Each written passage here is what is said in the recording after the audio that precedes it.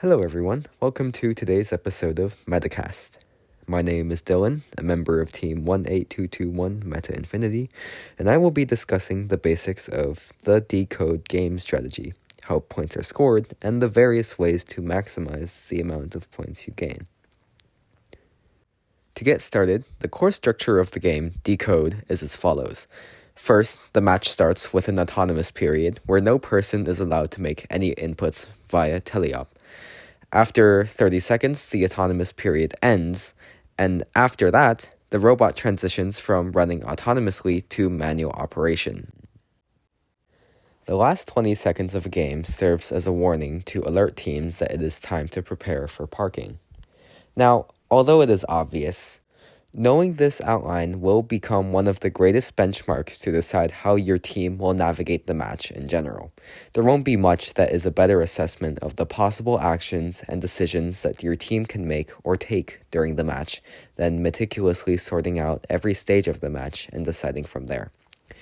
What's important here is that there are a plethora of ways to violate the rules, and these are especially important to consider in such a fast-paced game. Now, in such a fast-paced game, there are bound to be mishaps with coordination, but above all, it is imperative that one does not touch the robot at all, especially when the team manually loads the robot. Per G431A, it is a major foul with a yellow card with a penalty applied to the drive team. Now, this is not the only example of a foul that will happen rather often. Many of the fouls in this game are centered around the idea of contact, when a robot contacts another robot directly or transitively through a scoring element. This transitive contact is almost always counted as contact. These types of contact rules typically apply to designated zones across the field. Now, this opens the door to some very powerful rules to keep in mind. The first example of something like this is the gate zone. Per G424, a robot almost essentially has to stick to its own gate, and it must not impede the access of the opponent's gate, else contact between the two will result in a minor foul in the favor of the team whose gate is blocked. As such, there is very little reason to be near the opponent's gate zone. The second example is the secret tunnel zone designated by the strip of color tape that leads from the classifier. Now, because the output of the gate directly leads to the secret tunnel zone, this rule is meant to prevent the opposing team from interfering with the collection of artifacts from your team's secret tunnel base. If, after your opponent's robot goes into your secret tunnel zone and contacts your robot, a minor foul will always be given to the intruder per G425, regardless of who initiates contact. Note that this does not apply when the opponent robot is outside your gate zone, even if your robot is within. What's most interesting is how this rule promotes the idea of offense and defense. Now, what you have to keep in mind is that you can't just intentionally block off access to scoring elements by abusing the rules, as that itself is a rule violation. But by putting yourself between the opponent and the artifacts in your loading zone, you earn yourself some time for safety, where you can collect your artifacts.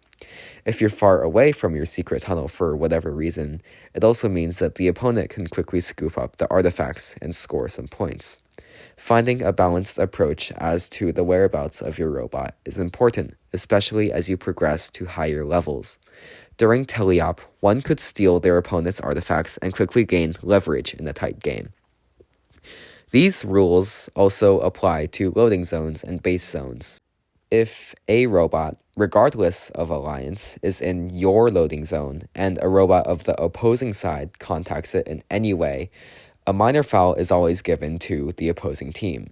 In other words, the team that intruded into your loading zone is always fouled in this case. Due to the proximity of the loading zone to the secret tunnel, it is important to keep in mind the other rules. Base zone fouls, though, are the most severe of them all.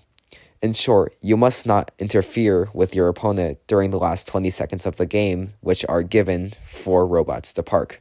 Else, a major foul is applied to the offender, and the victim is awarded fully return to base points, which could potentially make or break a game. Now, we move on to the scoring of points.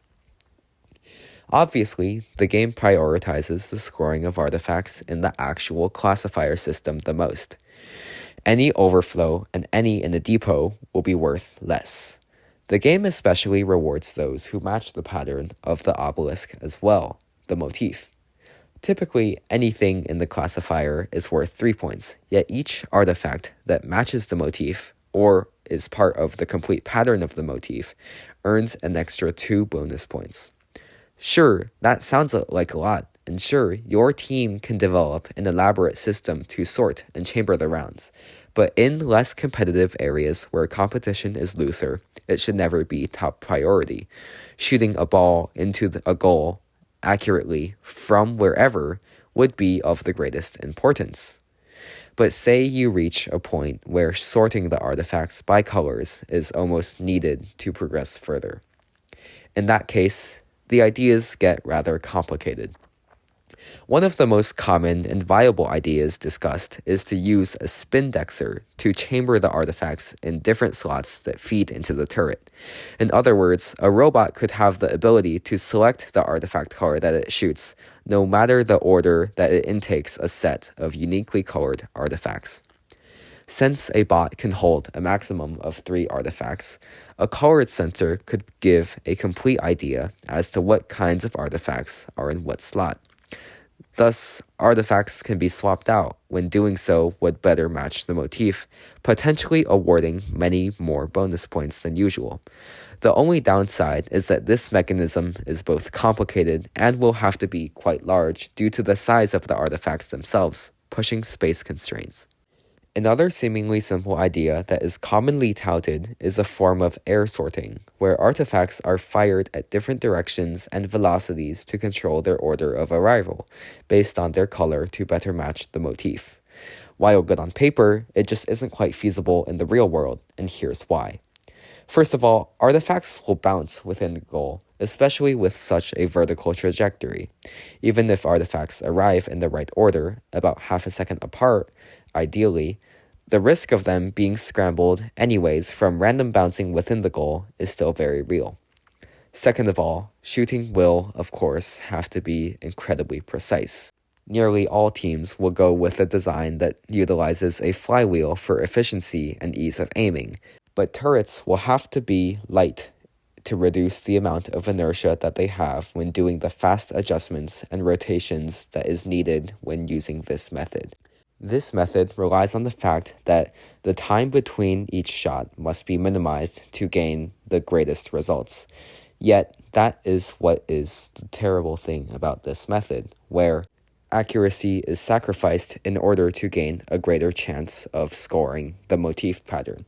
And even then, it is not guaranteed. In short, if your team decides to sort the artifacts in order to score points from the motif, we recommend utilizing a rotary system in order to maximize efficiency and accuracy. These are simply a few ideas to get started and are just some basic guidelines of things to keep in mind. Remember that every team strategy will be completely unique and creative and can only be developed with close cooperation. Thank you for listening to this installment of Metacast, and keep tuned for new episodes.